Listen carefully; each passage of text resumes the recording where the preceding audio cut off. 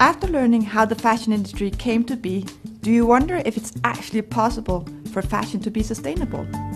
If so, do you wonder what it takes for fashion to be sustainable? How does sustainability translate into the fashion industry? Is it about something being handmade? About natural fibers? What about mending and repairing? Is that what sustainable fashion is about? Could be about recycling polyester, reducing water use in production, or about paying workers just a little more? Or is it all of the above? The reason why defining sustainable fashion is difficult is probably because agreeing on what sustainability means has always been pretty messy. One aspect that confuses me is that people use many different names to talk about sustainability. Some call it CSR, corporate social responsibility. Others use concepts such as circular economy, corporate citizenship, or business ethics. Maybe you're familiar with the triple bottom line, which is also called the 3 Ps: people, planet, and profit. The concept of sustainability as it is known today started developing in the 1960s because people began to see some of the negative consequences of industrial production methods on workers' health and on the environment. The origin of the concept itself comes from the report Our Common Future, published in 1987 and also known as the Brundtland Report. In this report, sustainable development is defined as development which meets the needs of the present without compromising the ability of future generations to also meet their needs. To begin with, the concept seemed to cover environmental sustainability, saving water, not polluting, those type of things.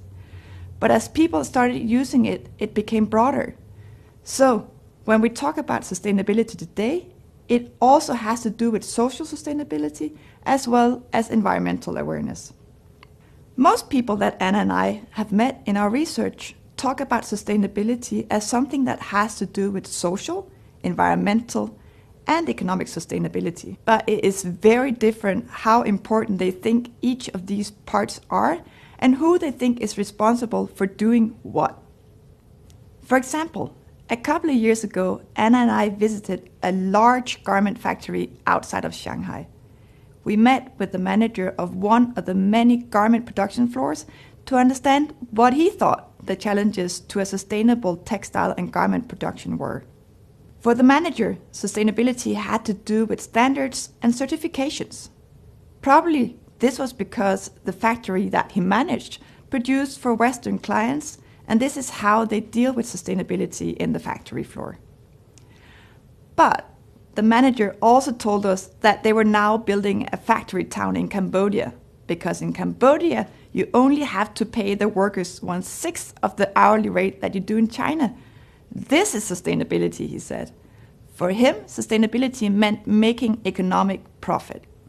He thought that the environmental and social aspects of sustainability were the responsibility of the state through laws and regulations. A different approach to sustainability are those who think that we can keep living the way we do and keep consuming more and more.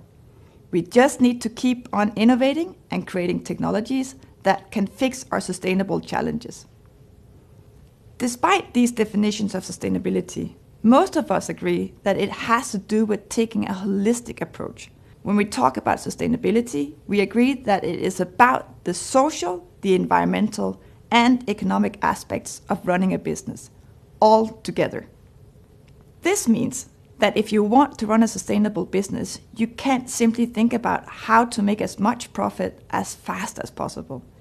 You also have to think about how you can run your business in 5-10 years from now. If a company exploits people and uses all available natural resources without a second thought, the long-term business life might be in jeopardy. The way we understand value and value creation is what shapes companies and business models. So let's see what Florian, our expert in business model theory, has to say about this.